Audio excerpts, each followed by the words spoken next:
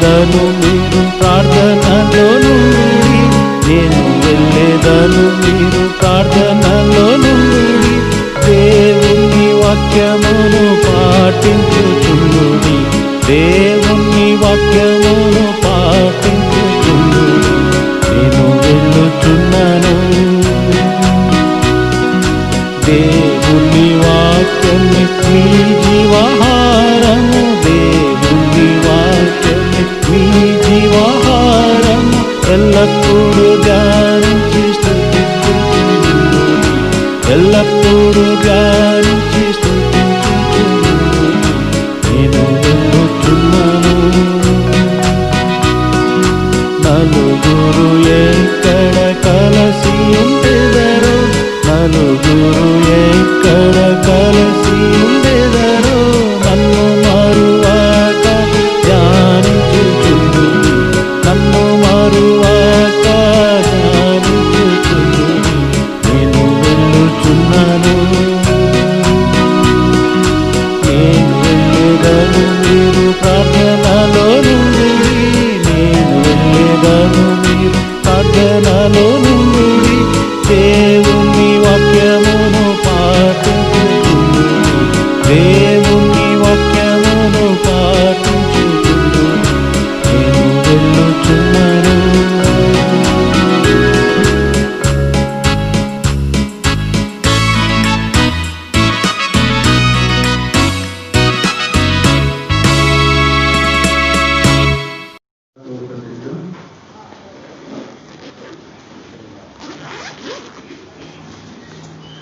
మూడో అధ్యాయము 1 నుంచి 12 వచనాల వరకు మనం మార్చి చదువుకున్న యాకోబు పత్రిక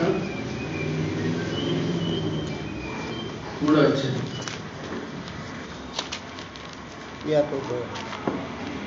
యాకోబు పత్రిక 3వ అధ్యాయము 1 నుంచి 12 వచనాల వరకు మనం మార్చి చదువుకున్నాం. నా సహోదరులారా, బోధకులమైన మనము మరి కఠినమైన తీర్పు పొందదని తెలుసుకుని మీరు అనేక బోధకులు కాకునుడి. అనేక విషయాల్లో మనం అందరము ఎప్పుడుచున్నాము, ఎవరైనా మాట ఎందు తప్పలేదు.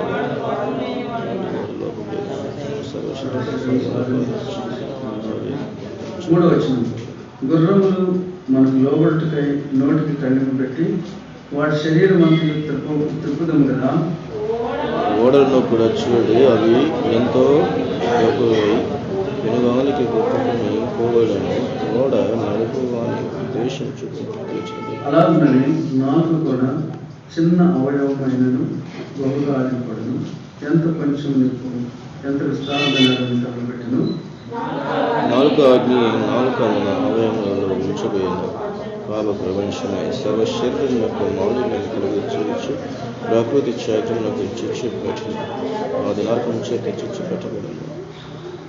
బ్రదర్ చదవట్లేదు, ఇది చదవడం అసలు ఏం పట్టలేదు.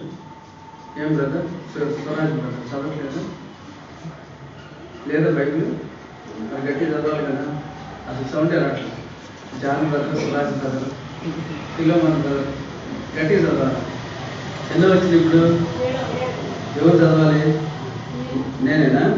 మృగపక్షి సర్ప జలచరములలో ప్రతి జాతియు నరజాతి చేత సాధు కాజాలు సాధు ఆయన కానీ ఏ నరుడును నాలుకను సాధు చేయనరుడు, అది మరణకరమైన విషయముతో నిండినది, అది నిరర్గళమైన దుష్టత్వమే. 9, దీనితో తండ్రి అయిన ప్రభువును స్తుతింతుము, దీనితోనే దేవుని పోలికగా పుట్టిన మనుషులను శపింతుము. 1 నుండి ఆశీర్వాదము సామవచనము బయలువెళ్ళును. నా సహోదరులారా, ఇలా ఉండకూడదు. 11, నీటి బుగ్గలో ఒక జలం నుండి తీయని నీరును చేదు నీరును ఊరునా. నా సహోదరులారా, అంజూరపు చెట్టున ఒలివ పండ్లైన ద్రాక్ష తీగున అంజూరపు పండ్లైన కాయున, అందువలన ఉప్పు నీళ్ళు నుండి తీయని నీళ్లును ఊరవు. చాలా ప్రార్థన చేసుకుందాం.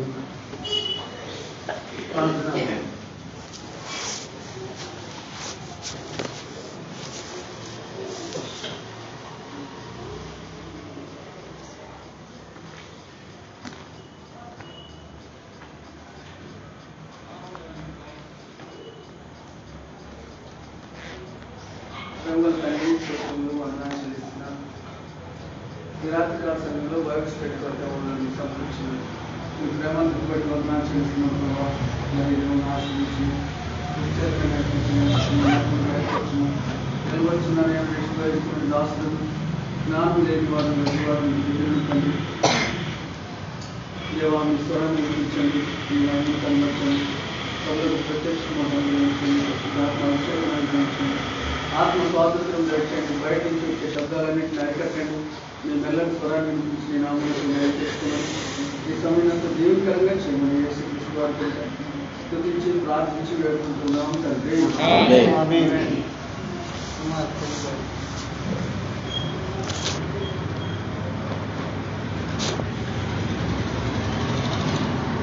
యాకోబు పత్రిక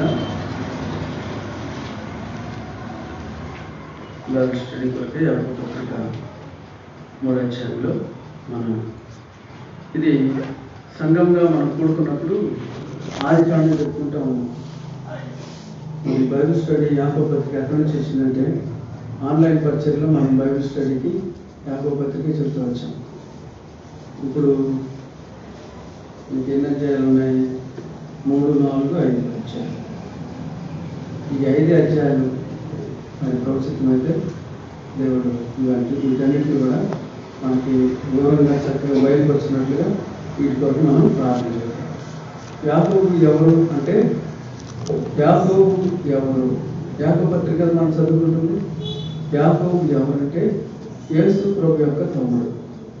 యేసు ప్రభు యొక్క తమ్ముడు. యేసు ప్రభు తర్వాత మరియు తల్లికి ఇంకా పిల్లలు పుట్టారు. వాళ్ళలో ఒక ఆయన యాకోబు, ఒక ఆయన పేరు యోధ. యోధ పత్రిక ఉంది కదా, ఇస్క్రియత్ యోధ కాదు, అది యేసు ప్రభు తమ్ముడు యోధ రాసిన పత్రిక, అది యోధ పత్రిక. ఈ యాకోబు ఎవరంటే అపోస్తలుడని యాకోబు కాదు. ఈయన యేసు ప్రభు యొక్క తమ్ముడు యాకోబు. ఈయన యేసు ప్రభు ఉన్నప్పుడు నమ్ముతారు ప్రభుని. యేసు ప్రభు చనిపోయిన తర్వాత తిరిగి లేచిన తర్వాత అప్పుడు నమ్మాడు. యేసు ప్రభు మరి తిరిగి లేచి మళ్ళా తిరిగి పరలోకానికి వెళ్ళబోయేటప్పుడు ఒక గదిలో చేరి ప్రార్థన చేస్తూ ఉంటారు. వీళ్ళంతా గదిలో చేరి ప్రార్థన చేస్తూ ఉంటారు. ప్రభు వెళ్ళిపోయాడు. వెళ్ళిపోయిన తర్వాత అపోస్తలుల కార్యాలు 1వ అధ్యాయంలో వీళ్ళంతా ఒక గదిలో చేరి 120 మంది ప్రార్థన చేస్తూ ఉంటారు. ఆ ప్రార్థన చేసే వాళ్ళలో యాకోబు ఉన్నాడు. ఈ యాకోబు పరిశుద్ధాత్మ చేత నింపబడ్డాడు. అయితే ఈ యాకోబు ఎవరంటే యెరూషలేములో మొట్టమొదట స్థాపించబడిన సంఘానికి నాయకుడు. యెరూషలేములో మొట్టమొదటి సంఘం ఎన్ని వేల మందితో ఏర్పరచబడింది? 3,000 మందితో ఏర్పరచబడింది. మొట్టమొదటి సంఘం 3,000 మంది. ఆ 3,000 మందికి అపోస్తలులైన పేతురు, యోహాను, మరి ఇక మిగిలిన శిష్యులందరికీ హెడ్ ఎవరంటే ఈ యాకోబే. ఈ యాకోబు ఆయన అనుభవంలో నుంచి, ఆయన యేసు ప్రభుని గ్రహించిన దాంట్లో నుంచి, యేసు ప్రభు యొక్క జీవితం గురించి ఆయన ఏం నేర్చుకున్నాడు, ఏం చూశాడు, ఏం తెలుసుకుంటూ వచ్చాడు, దాని అంతటి ఇక్కడ బయలుపరిచాడు. ఆయన ప్రాముఖ్యమైన యాకోబు పత్రికలో ప్రాముఖ్యమైన అంశం ఏంటంటే క్రియలు లేని విశ్వాసము మృతం. అది మెయిన్ కాన్సెప్ట్. అది యాకోబు పత్రికలో ఉన్న మెయిన్ కాన్సెప్ట్ ఏంటంటే విశ్వాసం ఉండాలి, దానితో ఏముండాలి? క్రియలు ఉండాలి. అయ్యా నువ్వు బాగా తినయ్యా, బాగా చక్కగా ఉన్నాయో, పేదవాడు వచ్చాడు, చలిగప్పుకో, బాగా మంచి పుష్టికరమైన ఆహారం తిను, లేకపోతే నువ్వు చక్కగా ఉండు, అయితే చెప్పడం కాదు. చెప్పడం మామూలు ఈజీనే. చెప్పేటప్పుడు ఏం చేయాలా? బాగా మంచి ఆహారం తీసుకెళ్ళినప్పుడు నీకు ఆహారం ఉందా కనుక్కోవాలి, లేకపోతే ఆహారం కావాలి. చలి కప్పుకో, బాగా చలికి వణిగిపోతా ఉన్నా, చలికి కప్పుకోమంటే ఈజీయే, కప్పుకోవడానికి ఇవ్వాలి కదా. అవి క్రియలు. అబ్రహాం కూడా దేవుని ఎదుట క్రియల చేతనే నీతిమంతుడిగా ఎంచబడ్డాడు. ఎట్లా? అబ్రహాంతో దేవుడు చెప్పాడు. ఏమని చెప్పాడు?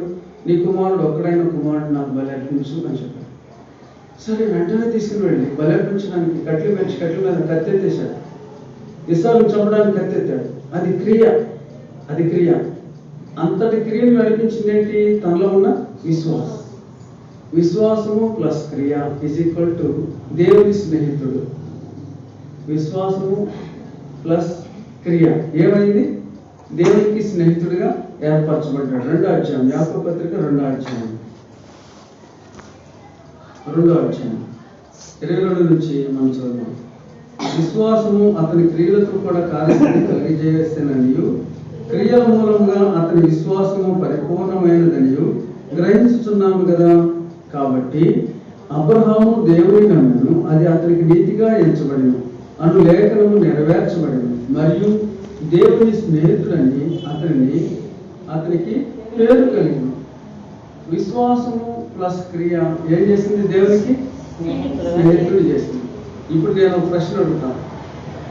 ఏ ప్రశ్న అంటే, ఇప్పుడు నువ్వు దేవునికి స్నేహితుడులేనా? దేవుని స్నేహితులుగా ఉండాలంటే ఏముండాలి? విశ్వాసం ఉండాలి, మరియు క్రియ ఉండాలి. క్రియ చాలా ప్రాముఖ్యం. దేవుల్లో ఉన్నాము, విశ్వాసంలో ఉన్నంత మాత్రం చదివే కాదు, కానీ దాని క్రియలు బయలుపరచబడాలి. అబ్రహాము క్రియ జరిగించాడు. కుమారుని బలర్పించడం ఈజీనా? ఎంత విశాలమైన మనసు ఉండాలి. కుమారుని తీసుకెళ్ళి బలర్పించాలంటే అది మామూలు విషయం కాదు. మన పిల్లవాడు ఎవరన్నా ఫట్ 2 దెబ్బలు కొట్టేస్తే మనం కళ్ళారా చూసామంటే ఎక్కలేదు వచ్చేసింది. పోయి వెంటనే ఏమనుకుంటున్నాం, మా పిల్లవాడు ఎందుకు కొట్టామంటాం. అలాంటిది దహన బలర్పించండి, కట్ చేయాలి. మనిషిని కట్ చేయాలి, కట్టేసి తల తెగొట్టాలి. ఒక గొర్రెని ఏసి వధిస్తారో అరటిని వధించాలి. అది క్రియను బట్టి అబ్రహాము దేవునికి స్నేహితుడిగా మార్చబడ్డాడు. దేవునికి స్నేహితుడని పేరు వచ్చేసింది, దేవుని స్నేహితుడు. ఇప్పుడు మనం కూడా గమనించాల్సింది ఏంటంటే, మనం దేవునికి స్నేహితులుగా ఉండాలి. మనం ఎక్కువగా ఏం చేస్తామంటే ఇరుగు పొరుగు వాళ్ళతో స్నేహితులుగా ఉంటాం, లేదంటే బంధువులతో స్నేహితులుగా ఉంటాం, లేదంటే మన ఏజ్ వాళ్ళతో స్నేహితులుగా ఉంటాం. ఇప్పుడు సురాజ్ ఉన్నాడు అనుకో, ఆయన ఎవరితో స్నేహం చేస్తాడు, ముసలితో స్నేహం చేస్తాడు, కుర్రలతో స్నేహం చేస్తాడు. యాక్చువల్గా ఏం చేస్తారు, ఇప్పుడు నీతో కీర్తన ఉన్నారు, వాళ్ళు ఎట్లా ఉన్నారు, వాళ్ళ జత అట్లా చూసుకుంటాం మనం. కానీ మనం చూడాల్సింది ఎవరితో స్నేహం చెప్పండి? దేవునితో స్నేహం. అప్పుడు ప్రభు చెప్పాడు యోహాను సువార్తలో కూడా, నేను మిమ్మల్ని దాసులను పిలవడం లేదు, ఇప్పటి నుంచి మీరు నాకు స్నేహితులు. దేవునికి స్నేహితులుగా ఉండాలని దేవుని ఇష్టం. కాబట్టి ఈ రోజు నుంచి మనం దేవునికి స్నేహితులుగా ఉందామా? చెప్పండి. ఉండాలంటే ఏం చేయాలి? విశ్వాసం ఉండాలి, దాంతోపాటు క్రియలు ఉండాలి. క్రియలు మీరు జీవితం అంతట్లో గుర్తుంచుకోవాల్సిన మాట ఇది. విశ్వాసం ఉండాలి, మరలా మాటలు మాత్రమే కాదు. ఇది చాలా ప్రాముఖ్యమైనది. అయితే ఇప్పుడు మనం చదువుకున్న భాగం నుంచి కొన్ని మాటలు మనం చదువుకున్నాం. మొట్టమొదటే 3వ అధ్యాయంలో 1వ వచనంలో, నా సహోదరులారా, బోధకులమైన మనము మరి కఠినమైన తీర్పు పొందుదామని తెలుసుకొని మీలో అనేకులు బోధకులు కాకుండుడి. మనకు ఎక్కువ ఇష్టమైనది ఏంటంటే బోధ చేయడం చాలా ఇష్టం అని అందరూ అదే ఇష్టపడతా ఉంటారు. కానీ ఇక్కడ యాకోబుకి భయం. ఎవరంటే బోధకులమైన మనము ఎలాంటి తీర్పు అంట? కఠినమైన తీర్పు. ఎందుకు చెప్పండి? కఠినమైన తీర్పు బోధకులకు ఎందుకు? మామూలు తీర్పే. ఇక్కడ బోధించే వాళ్ళకి కఠినమైన తీర్పు ఉంటుంది, 200 తీర్పు ఉంటుంది. ఎందుకు తీర్పు అంటే, ఒకటి చెప్పింది చేయాలి, రెండవది చేస్తేనే చెప్పాలి. నేను చేసేది నేను చెప్పట్లేదు, నేను చెప్పింది చేయట్లేదు, 2 పొరపాటు. ఇంకొకటి నేను చెప్పకుండా నేను చెప్పకుండా మిమ్మల్ని చేయమని చెప్పడం అనేది ఇది ఇంకా మరీ ఘోరమైన సంగతి. మీరు ఇది ఫాలో అవ్వండి, మీరు ఇది నడవండి, ఈ బాటలో నడవండి అని చెప్పడం ఇంకా ఘోరమైన సంగతి. అందుకనే మనము ఏది చెప్పినా అనుభవంలో నుంచి చెప్పాలి. మనము ఏది మాట్లాడినా అది పర్ఫెక్ట్ ఉంటేనే మాట్లాడాలి. ఇక్కడ బోధకులకి కఠినమైన తీర్పు అని చెప్పాడు. కఠినమైన తీర్పు ఎందుకంటే ఈ తీర్పు మనకు రాకున్నట్లుగా మనం బోధకులం కాకుండా రాక.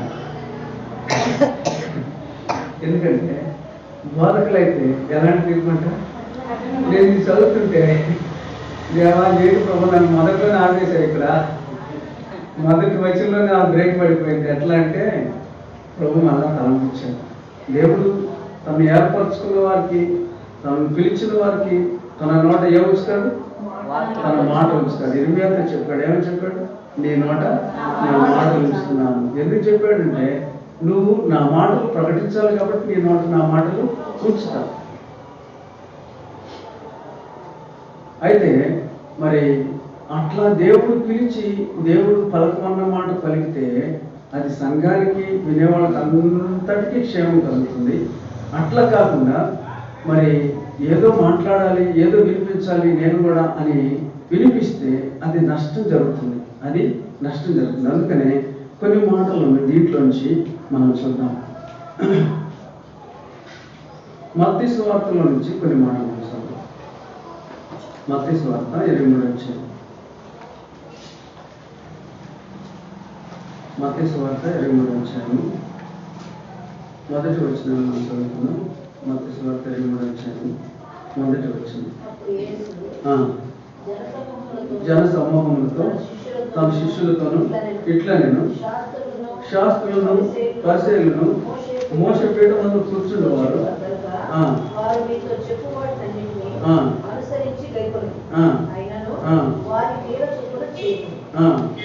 వారు చెప్పుదురే గాని చేయరు. మోయ శక్యం గాని భారమైన బరువులు కట్టి మనుషుల భుజం మీద వారు పెట్టుదురే గాని తమ వేలుతోనైనా వాటిని కదిలింపనొల్లరు. అయితే చూడండి ఇంకో మాట, దాని తర్వాత రాయబడిన మాట చదవండి. కంటిన్యూషన్. మనుషులు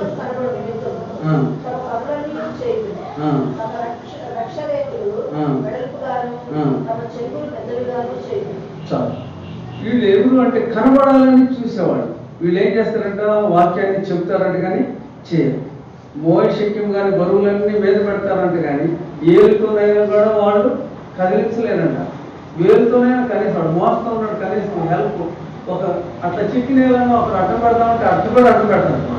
బరువులు అయితే బరువులు మోగి విశ్వాసుల మీద మోస్తారు. కాబట్టి అనేకులు బోధకులు కాకుండా మనం అందరం కూడా బోధకులను కాకుండా. ఎందుకు అంటే బోధకులు అవ్వాలంటే ఒక మాట మీరు గమనించండి. బోధకులు కావాలంటే విషయ పరిజ్ఞానం ఉన్నంత మాత్రం చేత బోధకులు కాదు. ప్రాముఖ్యంగా దేవుని మనసు కలిగి దేవుని యొక్క ఉద్దేశాన్ని ఎరిగి దేవుని ప్రజల అక్కర కొలది దేవుడు మాట్లాడమంటే మాట్లాడచ్చు. దానికి దేవుడు తీర్పు తీర్చడం. ఎంతోమందికి దైవ సేవకులకు లేదంటే తాను ఏర్పరచుకున్న వారికి దేవుడు వారి నోట మాటల నుంచి మాటలు చెప్పండి.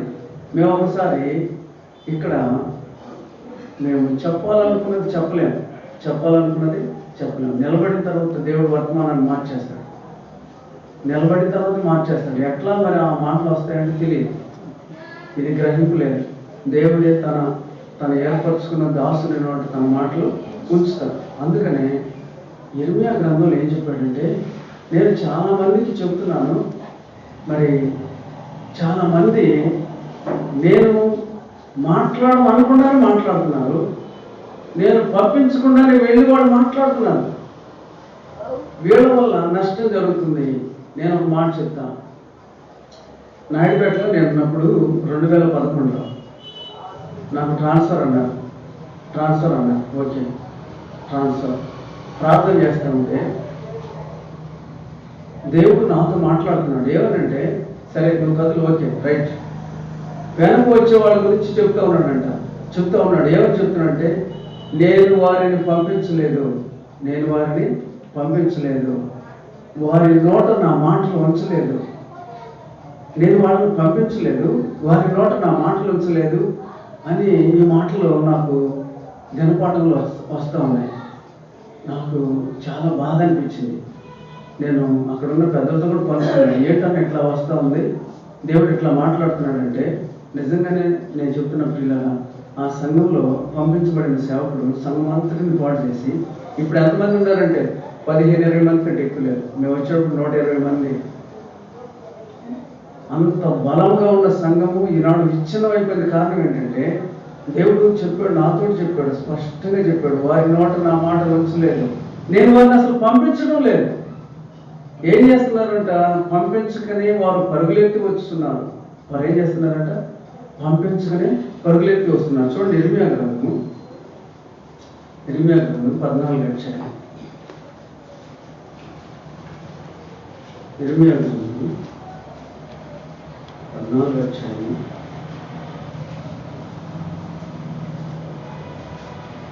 14 వచ్చింది.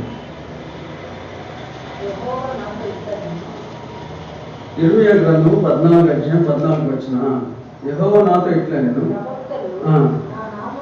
నా నామమును బట్టి అబద్ధములు ప్రకటించుతున్నారు. నేను వారిని పంపలేదు, వారికి ఆజ్ఞ ఇయ్యలేదు, వారితో మాట్లాడలేదు. వారు అసత్య దర్శనమును, శకునమును, మాయాతంత్రమును, తమ హృదయమును పుట్టిన వంచనను ప్రకటన చేయుచున్నారు. చాలు చాలు. ఇక్కడ ఈ మాటలన్నిటిని చూస్తే ఏమని రాయబడిందంటే, నేను వారిని పంపలేదు, వారి నోట నా మాటలు ఉంచలేదు. ఈ 15వ వచనం చూస్తే, కావున నేను వారిని పంపకపోయినను నా నామమును బట్టి ఖడ్గమైనను క్షామమైనను ఈ దేశంలోకి రాదని చెప్పుచు అబద్ధములు ప్రకటించుచు ప్రవక్తలను గురించి యెహోవా ఇలా సెలవిస్తున్నాడు. ఆ ప్రవక్తలు ఖడ్గములను క్షామములను లయమందురు. ఏం చెప్తున్నాడు ఇక్కడ ప్రభు అంటే, నేను వారిని పంపకపోయినా పరిగెత్తి వస్తున్నారు, వారు నా నామం బట్టి అబద్ధాలు ప్రకటిస్తూ ఉన్నారు, వారి నోట నా మాటలు ఉంచలేదు. అందుకనే దేవుని మాట ఏది మాట్లాడినా ఇది దేవుడు నాతో చెప్పాడా, నాతో ఈ సంఘానికి చెప్పమని చెప్పాడా, ఈ మాట ప్రభు చెప్పిందేనా అని యోచించి ఇక్కడ నిలబడి నేను కూడా ఎందుకు సౌండ్ వస్తుంది? మందేనా బయట నుంచా?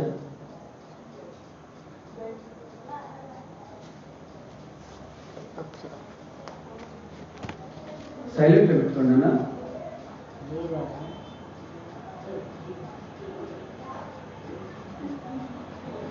వదిలే కొంచెం వెళ్ళండి. ఇప్పుడు చూడండి, మనము ఇది ఎవరి సంగతి చెప్పండి? జీవం గల దేవుని సంఘానికి నువ్వేది పడితే అది మాట్లాడితే కుదిరేది కాదు. ప్రభు నీతో ఏం చెప్పాడో అదే చెప్పాలి. ఈ మధ్య ఒక సేవకుడిని నేను ఎరుగుతున్నాను బాగా, హైదరాబాద్లో. ఆ బ్రదర్ ఒకరోజు మెసేజ్ పెట్టాడు. ఏమని పెట్టాడంటే, ఈరోజు దేవుడు నాకేం వర్తమానం ఇవ్వలేదు కాబట్టి ఈ ఆదివారం క్లోజ్ అన్నాడు. ఈ ఆదివారం క్లోజ్, మనకేం లేదు, ఆరాధన ఏమి లేదు. అయితే వాళ్ళది చర్చి లేదు, వాళ్ళకి ఆన్లైన్ పరిచర్య ఓకే. ఆన్లైన్ పరిచర్య అంటే ఇక ఏదైనా ఆన్లైన్ ఏదైనా చూసుకోవచ్చు.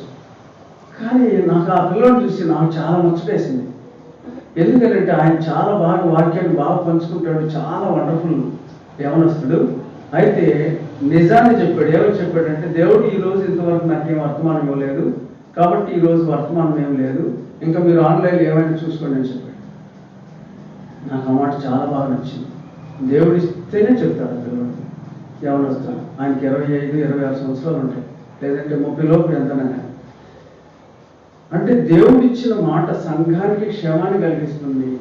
అందుకనే దేవుడు తాను ఏర్పరచుకున్న ప్రజల మాట తన మాటను ఉంచుతాడు. ఒక మాట నేను చదివిస్తాను. యోహాను సువార్త 3వ అధ్యాయం. యోహాను సువార్త 3వ అధ్యాయం 33-34 వచ్చిన.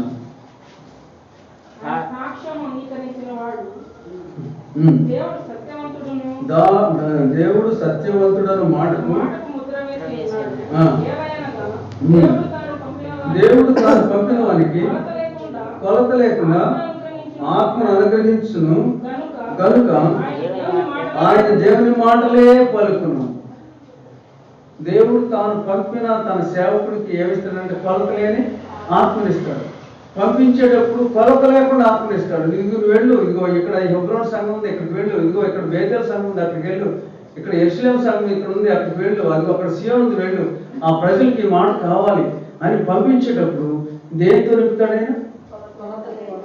ఆత్మకి కొలత లేదు, కొలత లేని ఆత్మ. ఇది దేవుడు తన సేవకుడికి ఇస్తాడు. తాను పంపించే సేవకుడికి కొలత లేని ఆత్మనిస్తాడు. అందుకనే సేవకుడు నిలబడి ఒక్క మాట చెప్పిన హృదయానికి టచ్ అవుతుంది, హృదయానికి తృప్తి అనిపిస్తుంది. ఆ ఒక్క మాట ద్వారా మా దేవుడు నాతో ఈరోజు మాట్లాడాడు, ఒక్క మాట చాలు, ఒక్క మాట చాలు.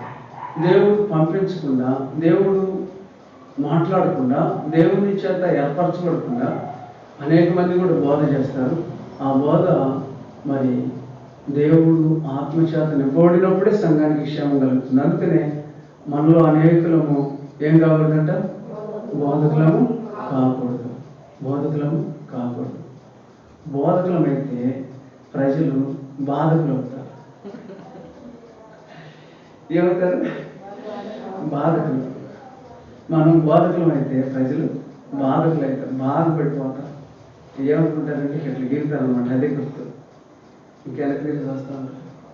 గుర్తు అది ఏంటంటే, దేవుడు మాట్లాడలేదు, ఏదో ఆయన చెప్తా ఉన్నాడు, ఈ ప్రజలు ఏదో ఒకళ్ళు ఇట్లా గోడ అనుకుంటారు, ఒకళ్ళు ఇట్లా కాళ్ళు ఆపుతారు, ఒకళ్ళు తలగించుకుంటూ ఉంటారు, ఏంటో ఇంకా అని. అట్లాగా మనం ఉండకూడదు. ఎందుకని? కఠినమైన తీర్పు మనకి వస్తుంది కాబట్టి, భయం వస్తుంది కాబట్టి మనకి భయం.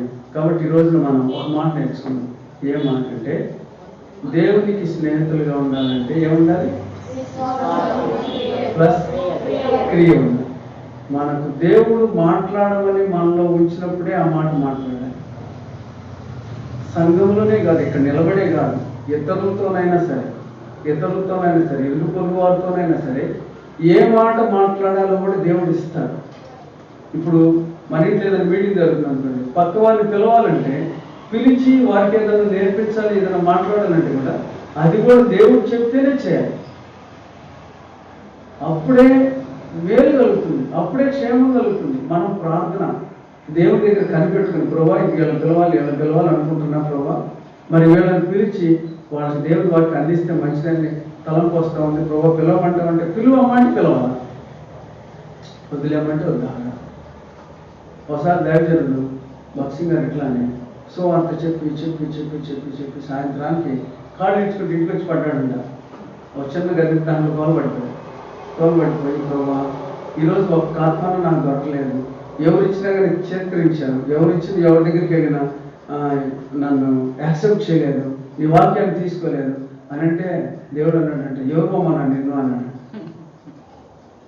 ఇదేంటి మనం యాక్చువల్గా ఏమనుకుంటాం? సువార్త చేయాలా, ఏది తిరగాలి, అందరికి పంచాలా, అటు చేయాలి అంటాను.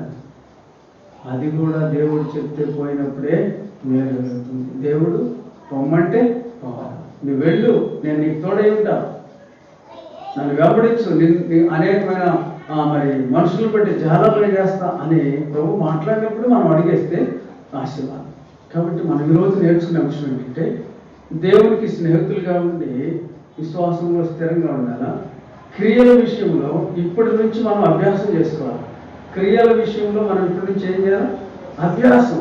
ఎందుకంటే మనకు విశ్వాసం ఎక్కువ ఉంటుంది కానీ క్రియ చాలా తక్కువగా ఉంటుంది. ఈ క్రియలు కూడా అభ్యాసం చేసి, విశ్వాసం ఈ స్థాయిలో ఉంటుంది, క్రియలు ఈ స్థాయిలో ఉంటాయి. ఈ క్రియలు కూడా తీసుకొచ్చి ఈ స్థాయిలో పెట్టుకోవాలి. ఉన్నతమైన స్థానంలో పెట్టుకొని మనం నడిపించగలిగినప్పుడు దేవుడు మనకు తోడు ఉంటాడు, స్నేహితులాగా ఉంటాడు. స్నేహితుడైన స్నేహితులతో రోజు మాట్లాడతాం, నెలకోసారి మాట్లాడతాం, సంవత్సరానికి ఒకసారి మాట్లాడతాం, రోజు మాట్లాడతాం. అసలు ఈరోజు నాకు హార్ట్ బాగా టచ్ అయిన మాట నేను మీకు ఒకటి చూపిస్తాను. నేను బాగా విన్నాను. నేను ట్రైన్లో ఉన్నప్పుడు బాగా నాకు దుఃఖం కూడా వచ్చేసింది. ప్రభువుని తలుసుకుని ప్రభువులో ఉన్న ఆ మహిమను చూసి నాకు నిజంగా దేవుడు అద్భుతంగా నాకు నేను ఉల్లసించిపోయినాను అన్నమాట. ఆ మాట మీకు చూపిస్తాను. ప్రభు స్నేహితుడు అన్నది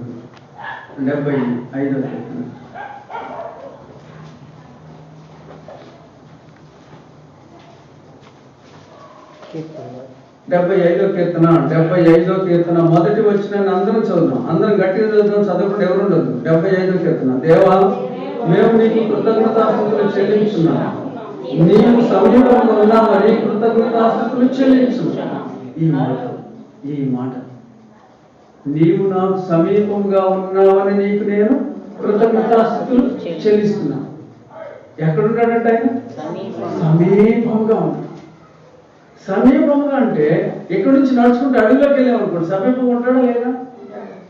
ఎక్కడి నుంచి ట్రైన్ ఎక్కామనుకోండి, సమీపంగా ఉంటాడా లేదా? ఫ్లైట్ ఎక్కాము ఉండడా? శ్రమలో ఉన్నా ఉండడా? కష్టంలో ఉన్నా ఉండడా? అన్నిటిలో సమీపంగా ఉండే దేవుడు. ఎందుకు కృతజ్ఞతాస్తుతులు చెల్లిస్తున్నాడు ఈ ఆసాపు భక్తుడు అంటే ఆయనకు సమీపంగా ఉన్నాడు. ఈరోజు ఈ మాటని మన హృదయంలో పెట్టుకోవాలి. స్నేహితుడైతే సమీపంగా ఉంటాడు. సమీపంగా ఉన్నవానితో రోజు సంభాషిస్తాం, రోజు మాట్లాడతాం, రోజు ఆయనతో మనం సంభాషించి మాట్లాడి పంచుకుంటాం, కలిసి భోజనం చేస్తాం. స్నేహితులు కలిసి భోజనం చేస్తాం లేదా? కలిసి భోజనం చేస్తాం, కలిసి సహవాసం చేస్తాం, సమీపంగా ఉన్నందుకు. కాబట్టి ఆయన మనకు స్నేహితుడు, ఆయన మనకు స్నేహితుడు. దేన్ని బట్టి? విశ్వాసం బట్టి, క్రియను బట్టి. ఈయన ఎక్కడున్నాడు? దూరంగా ఉన్నాడా, దగ్గర ఉన్నాడా? సమీపంగా ఉన్నాడు. ఈ మాటని మీ మైండ్లో స్టాంప్ వేసుకోండి. ఈ మాటని మీరు బాగా ముద్ర వేసుకోండి. ఎప్పుడు కూడా మర్చిపోద్ది ఈ మాట, ఎప్పటికీ మర్చిపోని మాట. ఆయన నాకు సమీపంగా ఉన్నాడు. మనకు దుఃఖం వచ్చిందనుకో వెంటనే జ్ఞాపకం రావాల్సింది ఏంటంటే నా ప్రక్కనే ప్రభు ఉన్నాడు. మన శ్రమలో ఉన్నాం అనుకోండి, వెంటనే మనకు జ్ఞాపకం రావాల్సింది ఏంటి? మన ప్రక్కనే ప్రభు ఉన్నాడు. సమీపంగా ఉన్న దేవుడు, సమీపంగా. కాబట్టి ఈ దేవుడితో సమీపంగా ఉండి, ఈ దేవుడు మనకు సమీపంగా ఉండి మనతో మాట్లాడే దేవుడు. కనుక అనేకులమైన మనము బోధకులుగా ఉండకుండా జాగ్రత్తగా చూస్తున్నాం. రెండవది, ఈ 3వ అధ్యాయంలో 2వ పాయింట్, ప్రాముఖ్యమైన పాయింట్, ఈ 3వ అధ్యాయం అంతటికి మూలమైన పాయింట్ నాలుక. ఏంటని చెప్పండి? నాలుక. ఇక్కడ ఈ అధ్యాయం చూస్తే మరి చూడండి, గుర్రాన్ని దేనితో కట్టేస్తారు? అక్కడ రాయబడి నా మాట అంశాలు. పేతురు పత్రిక 3వ అధ్యాయం 3వ వచనం. గుర్రములు మనకు లోబడుటకై కళ్ళెము, నోటికి కళ్ళెము పెట్టి వాటి శరీరం అంతా తిప్పుదాం కదా. గుర్రాన్ని మనం స్వాధీనించుకోవాలంటే ఏం చేస్తాము? నోటికి కళ్ళెం పెడతాం. కళ్ళెం పెట్టినప్పుడు ఏం చేస్తాం? రైట్ అంటే రైట్ ఇట్లా తిరుగుతుంది, అంటే లెఫ్ట్ అంటే ఇట్లా లాగితే ఎడవైపు తిరిగి లాగితే ఇటు తిరిగేస్తాయి. వెళ్తా ఉన్నప్పుడు ఇక దాన్ని మన స్వాధీనంలో ఉంచుకుంటే 2 కళ్ళెలు ఒకేసారి బట్టి లాగేస్తాం, కాగిపోతాయి. గుర్రాన్ని స్వాధీనంలో పెట్టుకోవాలంటే దాని నోటికి ఏం పెడతాము?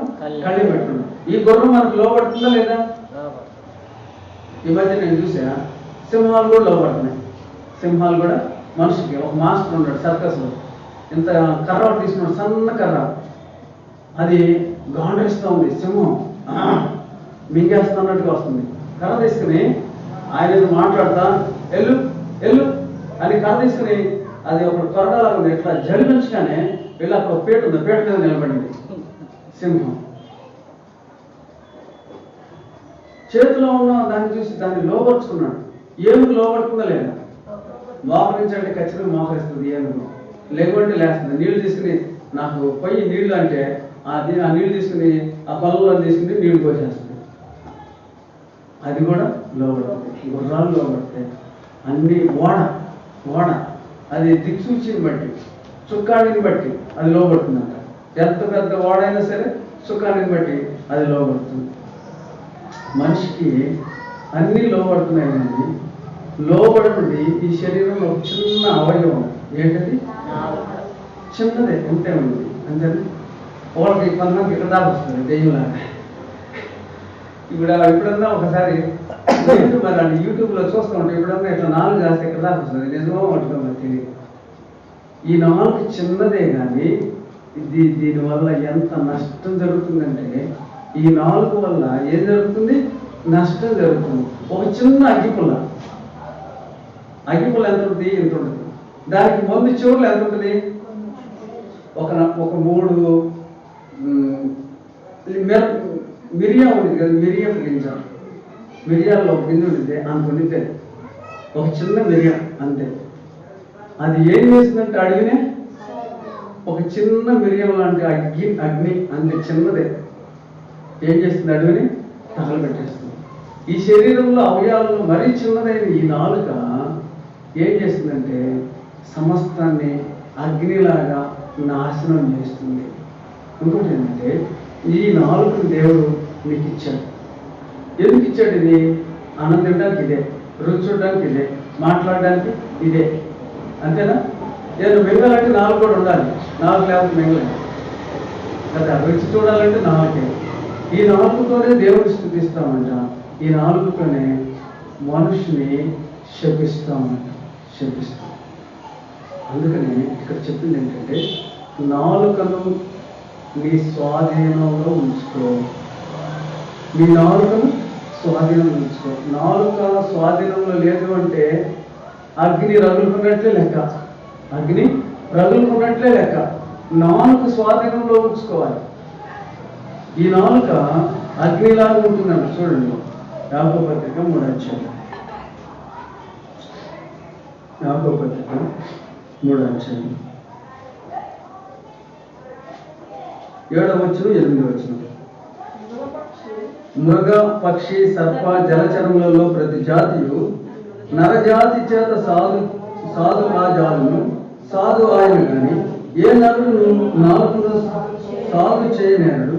అది మరణకరమైన విషముతో నిండినది, అది నిరర్గళమైన దుష్టత్వమే. ఇది చూడండి, ఇక్కడ రాయబడింది మృగ అంటే మృగాలని, పక్షి అంటే పక్షులను, సర్ప అంటే సర్పాలు అంటే జలచరాలు, సముద్రంలో ఉన్న నీటిలో ఈదే చరములు, జలచరములు అన్నిటినీ సాధు చేయగలుగుతాడు. ఏటినైనా తన స్వాధీనపరచుకోగలుగుతాడు. మృగాల్ని, పక్షుల్ని, పాముల్ని అన్నిటినీ. కానీ ఈ నరుడు కూడా తన నాలుకను సాధు చేయలేకపోతున్నాడు. తన నాలుకని కంట్రోల్లో ఉంచుకోలేకపోతున్నాడు. ఉదాహరణకి ఎవరైనా బాగా మంచి డ్రెస్ వేసుకొచ్చారనుకోండి, అబ్బో వేసుకొచ్చిందిలే అన్నారనుకోండి,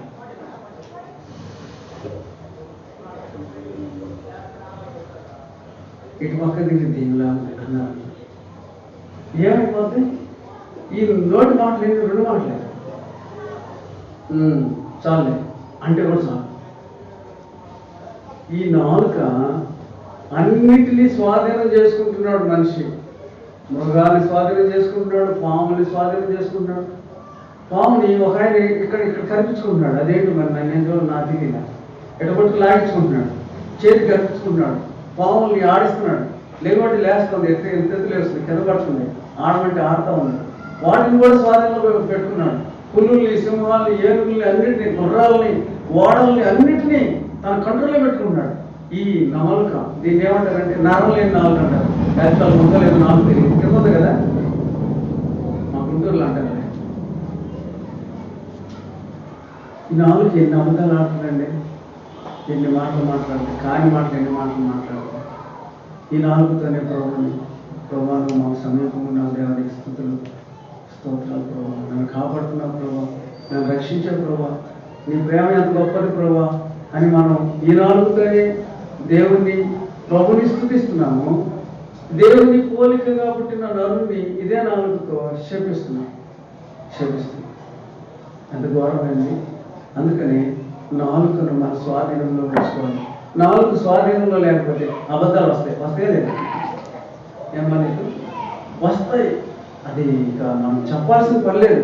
నాలుక అడ్డం తిరిగింది అంటే ఇష్టం వచ్చినట్టు మాట్లాడతాం, ఇష్టం వచ్చినట్టు. తాగుబోతులు ఉన్నారు, చూశారు ఎప్పుడైనా? ఇంకా ఈ దారిలో ఎంత మాట్లాడుకుంటే అంత ఉంటారు. మేము అక్కడ అది మన నైట్ మీటింగ్ తీసుకుని వస్తామంటే ఇక్కడ ఆయన ఈ దారి నుంచి అదే వెళ్తారు, ఎవడో అనుకుంటే వెళ్తాడు. ఈ దారిలో ఏదో మాట్లాడుకుంటే వెళ్తా ఉన్నాడు. అప్పుడు మాకు అర్థమైంది, అబ్బో ఇతనిలో ఎవరు వచ్చారు, రెండో వాడు వచ్చాడు, మాట్లాడుతూ ఉన్నాడు. ఇంకా అవసరమైతే రోడ్డు కూడా తిడతారు, ఏంటి ఎంతసేపు ఉన్నా మా ఇల్లు రాకుండా అని. నాలుక ఎలాంటిదంటే భయంకరమైన నిరర్గళమైన దుష్టత్వమే. ఎలాంటిది? నిరర్గళమైన దుష్టత్వమే. నాలుక పాప ప్రపంచం. అందుకని నాలుకను మనం ఎల్లప్పుడూ కూడా స్వాధీనంలో ఉంచుకోవాలి. మాట మాట్లాడేటప్పుడు జాగ్రత్తగా మాట్లాడాలి. ఈరోజు ఈ విషయాన్ని మనం నేర్చుకున్నాం. మనం మాట్లాడేటప్పుడు ఎట్లా మాట్లాడాలి? ఆచితూచి మాట్లాడాలి. నీ మాట అవునంటే అవును, కాదంటే కాదు. నీ మాటలు తేడా కాదు. నాలుగు స్వాధీనంలో ఉంచుకున్న కరెక్ట్గా మాట్లాడతారు. నాలుగు స్వాధీనంలో ఉంచుకునే వాళ్ళు ఇప్పుడు ఒక మాట మాట్లాడతారు, కాసేపు ఇంకో మాట మాట్లాడతారు. అది చాలా ఘోరమైన సంగతి. అయితే రోమపత్రికలో ఒక మాట క్షమించండి, కీర్తన గ్రంథంలో ఒక మాట రాస్తాం. కీర్తన క్షమించాలి, కీర్తనలు 5వ అధ్యాయం. కీర్తనలు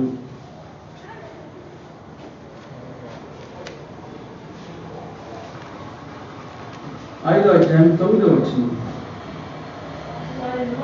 వారి నోట యథార్థత లేదు, వారి అంతరంగము నాశనకరం అనుకుంటా, వారి కంఠము తెరిచిన సమాధి, వారు నాలుగుతో ఇచ్చకములు ఆడుతారు. వారి నాలుగుతో ఏం చేస్తారంట? ఇచ్చకపు మాటలు మాట్లాడతారు, ఇచ్చకపు మాటలు. ఈ నాలుగును నేను చెప్తున్న ప్రియులారు, ఈ మాటలు మీరు జ్ఞాపకం పెట్టుకోండి, ఈ మాటలు మీరు హృదయంలో దాచిపెట్టుకోండి. నీ నాలుగు జాగ్రత్త, నీ నాలుగు జాగ్రత్త. మీరు నాలుగు ఏం చేస్తారంట? ఇచ్చకపు మాటలు. ఇచ్చకపు మాటలు అంటే సరదా మాటలు, లోకపు మాటలు, పనికి మాలిన మాటలు. ఈ మాటలు నీ నోట రాకూడదు. ఇచ్చకపు మాటలు, అబద్ధపు మాటలు. వారి నోట యథార్థత లేదు, వారి నోట యథార్థత లేదు. అరే ఎందుకు మాట చెప్పాడు, మళ్ళీ ఇప్పుడు ఎందుకు మాట మార్చేశాడు? వారి నోట యథార్థత లేదు, వారి అంతరంగము నాశనకరమైన గుంట, వారి కంఠము తెరిచిన సమాధి. తెరిచిన సమాధి అంటే ఎలా ఉంటుంది? మామూలు కాదు, అది భయంకరమైన పురుగులు, వాసన. ఇంకా మనం ఆ ఏరియాలో నిలబడలేము. ఒక్కొక్క చచ్చిపోతే మనం ఇక్కడ నిలబడలేము కదా.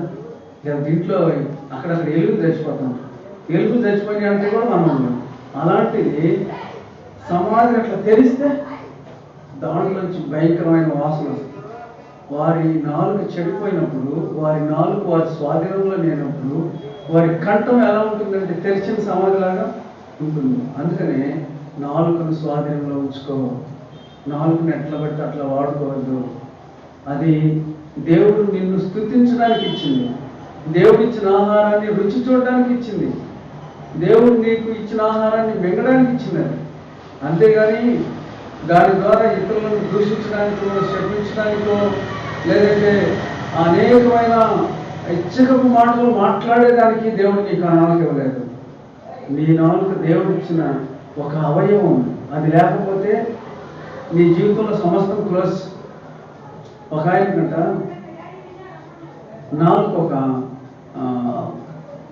నాలుగుకి రుచి చూసే గుణం కోల్పోయిందంట. ఇప్పుడు యాక్చువల్గా నాలుగు మీద ఏమైనా వేసుకుంటే ఇక్కడ వేసుకుంటే ఏం కాదు, అది అంగిలికి అట్లా చివరికి వెళ్ళినప్పుడు రుచి తెలుస్తుంది. ఇక్కడ సెంటర్లో ఏమి తెలియదు, పక్కలకు వెళ్ళినప్పుడు రుచి తెలుస్తుంది. బాగా పుల్లగా ఉంది, లేకపోతే తీగ ఉంది, లేకపోతే కారంగా ఉంది అని అప్పుడు మనం చెప్తాం. ఆయనకి పాపం నాలుగు రుచే పోయిందంట. రుచే తెలియదు. ఇంకెంతనా తిన్నా కడుపు నిండుతున్నాను కానీ తృప్తి లేదు. ఈ నాలుక ఎంత శ్రేష్టమైనది. ఏదైనా కొంచెం తిన్నా కూడా తృప్తిగా అనిపిస్తుంది, నెమ్మదిగా అనిపిస్తుంది. అలాంటి నాలుగు నీకు ఇస్తే ఆ నాలుగు ఎందుకు ఉపయోగిస్తున్నాను? ఇతరుల మీద ఇచ్చకపు మాటలు పలకడానిక?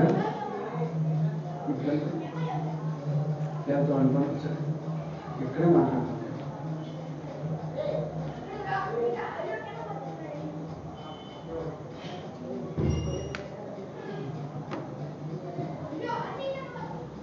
కాబట్టి నాలుక దేవుడు నీకు ఇచ్చిన ఒక అవయవం. దాన్ని నువ్వు భద్రంగా కాపాడుకో. ఆ నాలుగుతో అబద్ధాలాడద్దు, ఆ నాలుగుతో ఇచ్చకపు మాటలు పలకొద్దు, ఆ నాలుగు ఇతరులను దూషించవద్దు, ఆ నాలుగు ఇతరులను శపించవద్దు. ఆ నాలుక దేవుడిని స్తుతించడానికి దేవుడు నీకు ఇచ్చాడు, ఆహారాన్ని తీసుకోవడానికి దేవుడు నీకు ఇచ్చాడు. అంతేగాని నీకు ఇష్టం వచ్చినట్లుగా ఆ నాలుగును ఉపయోగించవద్దు. మొట్టమొదట దేవుని వాక్యం ఏమని రావాలంటే నీ నాలుగును కంట్రోల్లో పెట్టుకో, స్వాధీనపరచుకో. అన్నిటినీ స్వాధీనపరచుకుంటున్నావు, నీ నాలుగుని స్వాధీనపరచుకోలేకపోతున్నావు. ఇది నష్టం. ఎవరి దగ్గర అయితే ఎలాంటి స్వభావం ఉంటుందో అలాంటి వాళ్ళు ఆత్మీయంగా నష్టపోతారు. దేవుని వాక్యంలో ఇంకా కొన్ని మాటలు మనం చదువుకున్నాం. సామెతల గ్రంథము 18వ అధ్యాయం, సామెతలు 18:21.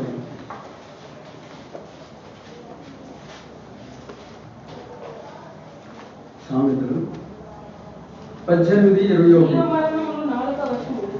జీవ మరణములు 4 వశము, దాని యందు ప్రీతి పడువారు దాని ఫలము తిందురు. నాలుగు ఎలాంటిదంట?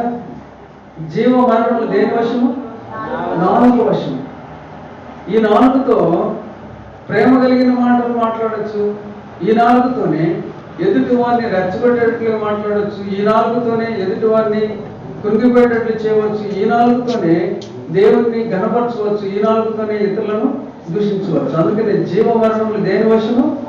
నాలుగు వశం. కనుక దాని ప్రతిఫలం ఖచ్చితంగా తీసుకుంటావు. ఆ నాలుగుతో నువ్వు జీవంతో కూడిన మాటలు మాట్లాడితే జీవం వస్తుంది, లేదంటే పాపయుక్తమైన మాటలు మాట్లాడితే, అబద్ధాలు, దూషణ మాటలు, అపవిత్రమైన మాటలు నీ నోట వస్తే దానికి ప్రతిఫలంగా మరణం వస్తుంది. ఫలము, దాని ఫలం ఎవరైతే దాన్ని వాడతారో దాని ఫలాన్ని ఖచ్చితంగా పొందుకుంటారు. మరి ఇప్పుడు ఈరోజు నీ నాలుగు ద్వారా నువ్వు మరణాన్ని పొందుకుంటున్నావా, జీవాన్ని పొందుకుంటున్నావా? నీ నాలుక జీవ మరణంలో నీ నాలుగు స్వాధీనంలోనే ఉన్నాయి. నాలుగు వశం. దేవుని బిడ్డలైతే జీవం కలిగిన మాటలు మాట్లాడు. నేను ఒక మాట చెప్తున్నానండి, మీకు ఒక మంచి మాట నేర్పిస్తానండి, వినండి, జాగ్రత్త తలలేస్తాను, వినండి. నువ్వు ఇతరులతో మాట్లాడేటప్పుడు, నువ్వు ఇతరులతో లేదంటే మన సహవాసంలో లేదంటే మన సంఘంలో ఉన్న సభ్యులతో లోక సంబంధమైన మాటలు ఎప్పుడు మాట్లాడద్దు, కానీ జీవమునిచ్చే దేవుని వాక్యం మాత్రమే మాట్లాడు. దేవుడు నీతో ఏం మాట్లాడాడో అది పంచుకో. దేవుడు నీతో ఏది చెయ్యమన్నాడో దాన్ని చెప్పు. ఇందాక నేను చెప్పాను కదా 75 కీర్తనలో, అది నేను పొందాను. యెహోవా ఎలా ఉన్నాడు? మనకి సమీపంగా ఉన్నాడు. నీకు కృతజ్ఞతాస్తుతులు చెల్లిస్తున్నా ప్రభువా అంటాడు. నువ్వు నాకు సమీపంగా ఉన్నావు, అది నేను ఎరిగా, అది నేను పొందుకున్నా, అది నేను తెలుసుకున్నా. నీవు తెలుసుకున్న దాన్ని ఇతరులకు నేర్పించు, నువ్వు పొందుకున్న దాన్ని ఇతరులకు అందించు. అది జీవం. నీ నాలుగులో నుంచి జీవము కలిగిన దేవుని మాటలు ఇతరులకు తెలియచే, అది వారికి క్షేమం కలుగుతుంది. అర్థమైంది? ఈ మాట అర్థమైంది? కాబట్టి జీవ మరణములు దేని వశము? నాలుగు వశం. ఇంకో మాట నేను చెప్తాను. ఈ నాలుగుతోనే మనం అబద్ధాలు ఆడతాం. ఒక ఆయన అబద్ధం ఆడి అక్కడే మరణించాడు. ఎవరైనా అని ఏం చేశాడు? ఆయన అబద్ధం ఆడాడు. దేనితో ఆడాడు? నాలుగుతో అబద్ధంలో ఆడాడు. అబద్ధంలో ఆడు పెదవులు యెహోవాకు ప్రియములు. నేను ఒక మాట చెప్తున్నా, అబద్ధాలు ఆడే వారికి ఒక మాట చెప్తున్నా, ప్రాణం పోయినా సరే అబద్ధం నీ నోట వద్దు. ఈరోజు తీర్మానం చేస్తాను, అబద్ధం వద్దు. అబద్ధం ఏం చేస్తుంది? యెహోవాకు హేయం. హేయం అంటే ఏంటి తెలుసా? పక్కవా, అంతేనా? హేయము అంటే అంతేనా? అంతేనా? హేయము అంటే ఏంటంటే నా కలం కనపడుతున్నాను, అసలు లే అనుకోను, అన్నా ఉంటానన్నా, నువ్వు అసలు నువ్వు బయటకు ఇది తీసుకెళ్ళాను, నేను బయట తీసుకెళ్ళను. హేయము అసహించుకుంటాడంత ప్రభుకి. అబద్ధములాడు పెదవులను యెహోవా ఏం చేస్తాడు? అసహించుకుంటే. హేయము. ఈ అననీయ ఏం చేశాడంటే పొలం అమ్మేశాడు, కొంత దాచిపెట్టుకున్నాడు. దాచిపెట్టుకుని అపోస్తుల దగ్గర తీసుకొచ్చి చిత్తనయ్య అని చెప్పాడు. ఉదాహరణకి 2 లక్షలకి అమ్మాడు అనుకోండి, పొలం 2 లక్షలకి అమ్మాడు. అమ్మి 1,50,000 అమ్మింది, ఇదిగోండి అన్న. అంతేనా అమ్మింది? అననీయ అంతేనా అంటే అంతే. మీరు పరిశుద్ధాత్మను ఏం చేశారంట? మోసం ఇచ్చారు. అబద్ధం ఆడాడు అక్కడ. ఎవరు ఆడింది? అననీయ. ఏమంటాడు పేతురు? ఏమంటాడు? మీరు పరిశుద్ధాత్మను మోసపుచ్చారు, మోసం చేశారు. నన్ను కాదు మీరు మోసం చేసింది. అబద్ధాలు నాకు చెప్పొచ్చు ఎవరన్నా, జోబు నన్ను కాదు మోసం చేసింది. ఎవరు మోసం చేసినట్టు? పరిశుద్ధాత్మను మోసం చేసినట్లు, దేవుణ్ణి మోసం చేసినట్లు లెక్క. అబద్ధములు నీ నోట రాకూడదు. అబద్ధం వచ్చి నష్టపోయినవాడు అబ్రహాము. అబద్ధం ఆడాడు. ఏం అబద్ధం ఆడాడు? ఈమె ఎవరైనా మా చెల్లెలండి, మా చెల్లెలు అని చెప్పాడు. ఎవరిని? శారాను. వాడు భార్యను పట్టుకుని చెల్లెలు అని చెప్పాడు. దాని నష్టం ఎంత పొందాడు తెలుసా? ఆయన అక్కడ అనేక సంవత్సరాలు ఉన్నప్పటికీ ప్రభు మాట్లాడలేదు అబ్రహాంతో. కనీసం 10 సంవత్సరాలు పిలిచిన దేవుడు అబ్రహాంతో 10 సంవత్సరాలు మాట్లాడలేదు. అబద్ధానికి ప్రతిఫలం ఏంటో తెలుసా? అక్కడి నుంచి ఆగ్రహం తెచ్చుకున్నాడు. ఈయన మెప్పించాలని అక్కడున్న రాజు ధన సంపదలు, ఆస్తులు, సంపదలు ఇచ్చి పనివారిని కూడా ఇచ్చారు. ఆ పనివారు ఒక అమ్మాయి హాగర్ వచ్చేసి. అబద్ధానికి తీరని నష్టం ఉంది, తీరని నష్టం ఉంది. అబద్ధం నీ నోట వద్దు. ఏదైనా సరే నేను ఒక తీర్మానం చేసుకున్నా. ఎప్పుడో తెలుసా? 2000 నేను రక్షణ పడింది 2004లో. 2005లో నేను ఒక తీర్మానం చేసుకున్నా. జరిగింది కూడా మీకు చెప్తాను. అక్కడ మా సేవకుడు వాళ్ళ తల్లిగారు చనిపోయారు. చనిపోతే మేము కొంతమంది బయలుదేరితే చాలా మంది రాలేదు కదా, ఇద్దరే వచ్చే వరకు మిగిలితే డబ్బులు ఆ అబ్బాయి దగ్గర ఉండే, నా దగ్గర కూడా 50 ఉండే, 50 ఉండే, 50 కాదు 40 ఉండే. అన్నీ ఆయన పెడతా ఉన్నాడు. నన్ను అడిగాడు. కొంత దూరం వెళ్ళిన తర్వాత తిరిగి వచ్చాడు. అన్న నీ దగ్గర డబ్బులు ఉన్నాయా అన్నాడు. నేను అప్పుడే రక్షణ పొందాను అనమాట. 2004లో, ఇది జరిగింది 2005లో సంవత్సరం. లేవన్నా. అదేంటి బయలుదేరేటప్పుడు 40 ఉన్నాయా అన్నావుగా అన్నాడు. అవునా? అప్పుడు యాక్షన్ అన్నాడు. అవునా? నిజమన్నా 40 ఉన్నాయా అన్నాను. అది నాకు ఎట్లా అయిపోయిందంటే బాంబు పీకి నెత్తిరేసినట్టు అనిపించింది. నాకు అప్పుడు నేను తీర్మానం చేసుకున్నాను, ఎందుకు అబద్ధం ఆడాలి అని ఆలోచించుకుని నేను కోట్లు కట్టానా, నాకేమైనా ఒరిగిందా? అప్పుడు నేను తీర్మానం చేసుకున్నాను, ఈ వ్యక్తి దగ్గర నేను ఎందుకు తగ్గాల్సి వచ్చింది? ఈ వ్యక్తి దగ్గర అబద్ధం ఆడితే నేను ఒక మాట చెప్తున్నాను. అబద్ధం చెప్పావంటే ఒక వ్యక్తి కింద నువ్వు తగ్గిపోయావని అర్థం, ఒక వ్యక్తి కింద లోబడిపోయావని అర్థం. ఎందుకంటే ఖచ్చితంగా నేను చెప్తా ఒక మాట ఏంటండి, నిజము నిన్ను బాసుగా చేస్తుంది, నిజము నిన్ను ఉన్నతుడిగా చేస్తుంది, అబద్ధం నిన్ను దాసుడుగా చేస్తుంది. అబద్ధం నిన్ను దాసుడుగా చేస్తుంది, నిజం ఎప్పుడు నిన్ను బాసుగానే చేస్తుంది, ఉన్నతమైన స్థానంలోనే పెడుతుంది. కరెక్టే, ఇది కరెక్ట్. అప్పుడు కరెక్ట్ అయినప్పుడు ఎవరేం చేస్తారు ఇంకా? అంతేనా?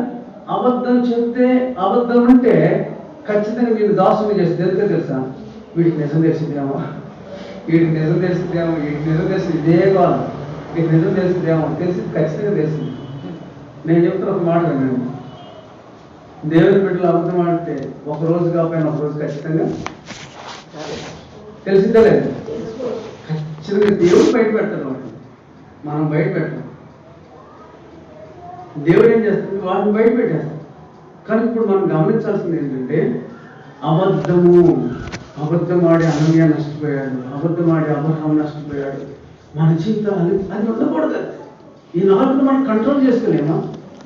ఇలాంటి కంట్రోలింగ్ మైండ్ మనకు లేకపోతే మన జీవితంలో ఆత్మీయంగా చాలా నష్టపోతాం.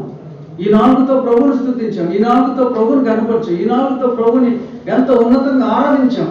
ఇలాంటి నాలుగుతో అబద్ధాలు ఆడి ప్రభు దృష్టిలో చిప్పో అని ఎట్లా అనిపించుకుంటాం? ఎందుకు అంతటి భయంకరమైన పరిస్థితి రావాలి మనకి? కనుక అబద్ధము ఈ నాలుగు ద్వారానే జరుగుతుంది. ఇది నిరర్గళమైన దుష్టత్వమే. కాబట్టి ఈరోజు మనం సీమను చేసుకున్నాం. ఏం తీర్మానం అంటే, ప్రభు ఈ రోజు నుంచి ఎట్టి పరిస్థితుల్లో నేను చెప్తున్నాను, గొంతు తెగిపోయినా సరే ముక్కలు చేసినా సరే నా దగ్గరికి అవుతున్నారు. చాలా మంది వయసులు చెప్పడానికి చాలా మంది అదేంటో మరి ఉండ వయసు ఇంకా బయట తగ్గించుకుంటే తగ్గిద్దా? 40 ఏళ్ళకో 35 అన్నా,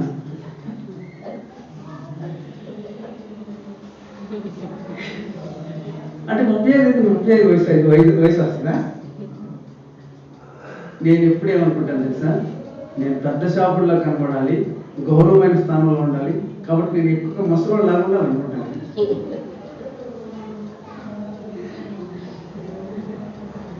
ఆ వయసులో ఆ స్థాయిలో అట్లా నెమ్మదిగా ఉండాలి, ప్రశాంతంగా ఉండాలి.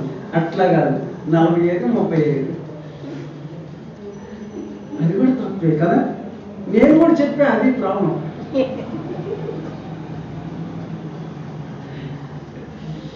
అప్పుడు దేవుడు నన్ను కట్ చేశారు. కాదయ్యా, నిజమే, ఏం తగ్గేదేం లేదు, ఏం పెరిగేదేం లేదు, అంతేనా?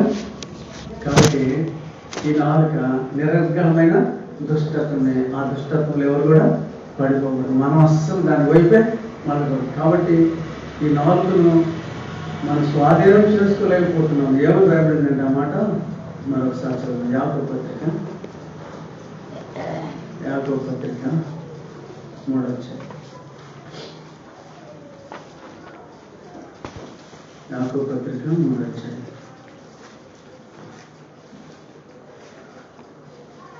10వ వచనం నుంచి ఒక్క నోటి నుండి ఆశీర్వచనమును శాపవచనమును బయలుదేరింది. నా సహోదరులారా, ఇలా ఉండకూడదు. నీటి ముద్దలో ఒక్క జల నుండి తీయని నీరును చేదు నీరును ఊరున. నిజంగానే ఈ మాట చెప్పండి. ఒక్క నీటి బుగ్గల నుంచి చేదు నీళ్ళు మంచి నీళ్ళు వస్తాయా? వస్తే చేదు నీళ్ళు అన్నీ వస్తాయి, లేదంటే మంచి నీళ్ళైనా వస్తాయి. ఆ ఓట పద్ధతి అది. మరి మనకు 2 ఓట్లు ఉంటున్నాయి.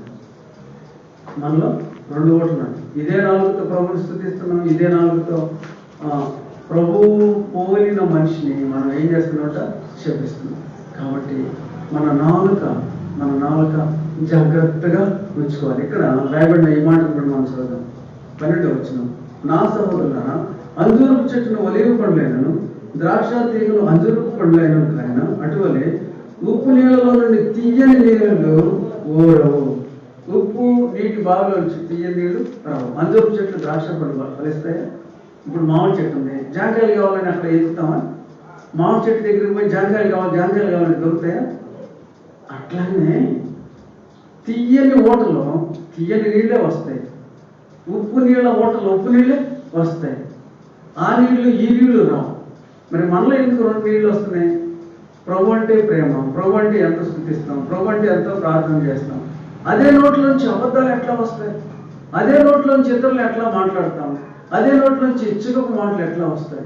కనుక మనం స్వాధీనపరచుకోవాల్సింది మన నాలుకను స్వాధీనపరచుకోవాలి. మన నాలుకను స్వాధీనపరచుకోవాలంటే ముఖ్యంగా మన హృదయాన్ని కంట్రోల్ ఉంచుకోవాలి. హృదయం నిండిన దానిని బట్టి నోరు మాట్లాడతాం. కాబట్టి ఈ 4 కంటే ముందు దేని కంట్రోల్ చేసుకోవాలి? మనం హృదయాన్ని కంట్రోల్ చేసుకోవాలి. కాబట్టి మనం ఈ రోజున 3 విషయాలు నేర్చుకున్నాం. ఒకటి ఏం చెప్పండి? మొట్టమొదటి దేవునికి స్నేహం. 2 దేవుడు మాట్లాడితేనే మాట్లాడాలి. మన ఇష్టం ఏది కూడా. అపొస్తలుడైన పౌలు ఉన్నాడు. నా జ్ఞానము, నా తెలివి అంతా కూడా ఏం చేస్తున్నాడు? ఆయన సున్నా చేసుకున్నాడు. పెంటతో సమానంగా నేను నేర్చుకున్నాను. ఆయనకున్న విద్య సామాన్యమైన విద్య కాదు. ఆయన గోల్డ్ మెడలిస్ట్ అనమాట. ఎక్కడ? బైబిల్ కాలేజీలో. అప్పట్లోనే బైబిల్ కాలేజీ ఉంది. ఆ బైబిల్ కాలేజీలో థియాలజీలో ఆయన గోల్డ్ మెడలిస్ట్. అంతటి జ్ఞానవంతుడైన ఆ పౌలే తనకు కలిగిన జ్ఞానము, తనకు కలిగినదంతా కూడా, నాకు కలిగినదంతా కూడా నేను పెంటతో సమానంగా ఎంచుకుంటున్నాను. దేవుడు ఏమిస్తే అదే, ఆయన కృప చొప్పున నడిపిస్తే అదే అని చెప్పాడు. మరి మనం ఎంతటోళ్ళని. కాబట్టి దేవుడు ఇచ్చిన మాటే మాట్లాడు. నేను ఇంకొక మాట మీకు సలహా ఇచ్చాను. ఏం మాట్లాడేది? నీవు ఇతరులతో మాట్లాడేటప్పుడు వాక్యమే మాట్లాడు. మన సహోదరులు కానీ లేదంటే మన సహోదరులు కానీ, నేను రక్షింపబడిన కొత్తలో నేను ఇలాగనే ఉన్నాను. నన్ను చూసి చాలామంది పారిపోయేవాడు. అబ్బా దొరికి దొరికావా ఇంక అయిపోయినట్టు అనుకునేవాడు. నిలబెట్టింది నాకు వాక్యం చెబుతూ ఉండేది. మనలో మందిరానికి వచ్చేవాడు విశ్వాసలేదు. ఎందుకంటే ఆ తీవ్రత అలా ఉంది. దేవుడు మాట్లాడే మాటలని దేవుడు నాతో ఇట్లా మాట్లాడాడు, నాకు ఈ ప్రత్యక్షత ఇచ్చాడు. దేవుడిలో నేను ఎంత బలంగా ఉండేవాడిని అంటే ఉదయం వెళ్తే సాయంత్రం దాకా మందిరం నుంచి బయటకు వచ్చేవాడు కదా. అంత బలంగా దేవుడి సన్నిధానంలో నేను గడిపాను. అప్పుడు దేవుడు ఇచ్చిన ప్రత్యక్షతలన్నీ ఆ ప్రజలకు నేను బోధించేవాడిని, చెప్పేవాడిని. చెప్తూ ఉంటే వాడు చాలా షైన్ అయ్యేవాడు. ఇట్లా ఉండాలి ఇది నిజంగా విశ్వాసం కానీ. అలాగనే నువ్వు ఈ లోక మాటలు కానీ లేకపోతే ఈ లోక సంబంధమైన మాటలు కానీ ఇవేమీ వద్దు. నువ్వు మాట్లాడాలంటే నీ పొరుగు వారితో దేవుని వాక్యమే మాట్లాడు. దేవుడు ఏం మాట్లాడాడు? రాత్రి నీకు ఏ దర్శనం ఇచ్చాడు? కుటుంబ ప్రార్థనలు ఏం మాట్లాడాడు? లేదంటే మీ ఇద్దరు భార్యాభర్తలు ఇద్దరు బాగా షేర్ చేసుకోండి. దేవుడు ఏం మాట్లాడాడు? ఇద్దరు షేర్ చేసుకోండి. అది బయటకు వచ్చిన తర్వాత సహోదరులకి లేకపోతే సహోదరులకి ఏది దేవుడు నీకు తలంపించాడు. ఎందుకంటే ఈ నాలుక జీవ మరణము దేని వశం? ఈ జీవంతో కూడిన మాట అవతల వ్యక్తికి ఏమందిస్తుంది? జీవాన్ని అందిస్తుంది. అర్థమైంది మీకు? ఈ మాట అర్థమైందా? జీవాన్ని అందిస్తుంది. కాబట్టి మొట్టమొదట దేవునికి స్నేహితులుగా ఉండాలి. రెండవది, మనము బోధకులము కాకుండాము గాక. బోధ చేయాలి అంటే దేవుడిచ్చిన మాటలను పంచుకుంటే అది జీవం కలుగుతుంది. ఓకే, రెండు. మూడోది ఏంటంటే, నీ నాలుగుకి జాగ్రత్త. నీ నాలుగుతో అబద్ధములు పలకొద్దు. నీ నాలుగును కంట్రోల్లో ఉంచుకో. దానికంటే ముందుగా నీ హృదయాన్ని, నీ మనసుని, తలంపులను అన్నింటినీ కంట్రోల్లో ఉంచుకుని, నేను దేవుని బిడ్డని, దేవుడు నా ఎక్కడున్నాడు? సమీపంగా ఉన్నాడు. ప్రభు సమీపంగా ఉన్నప్పుడు అబద్ధం ఎట్టాడుతున్నావు? అసలు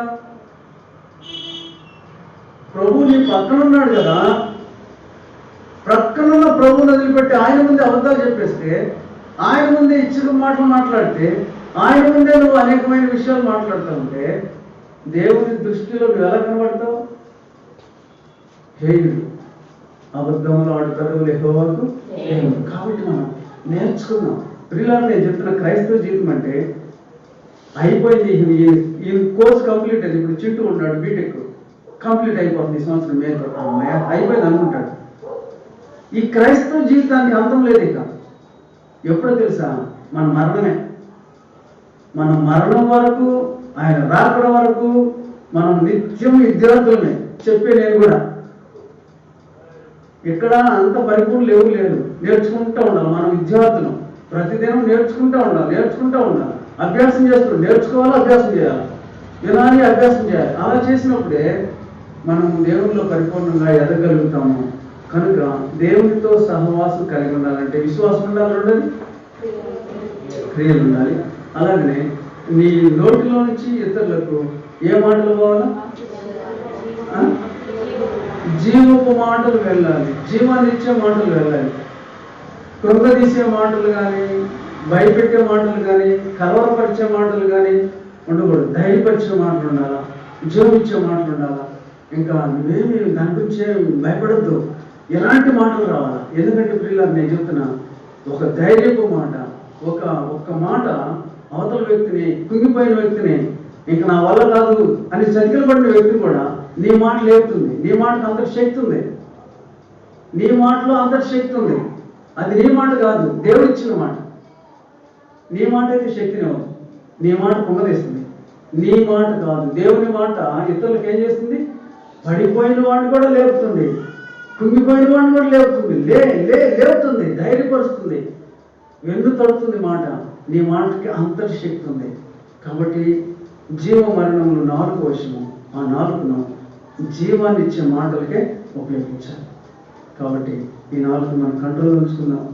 ఈ రోజు చెప్పబడిన ఈ మాటలను ఆధారం చేసుకొని ఈ మాటలు మన హృదయంలో నిక్షిప్తం చేసుకున్నాం, దాచిపెట్టుకుని ఆ ప్రకారంగా మనం నడుచుకున్నాం. మోకరించండి, ప్రార్థన.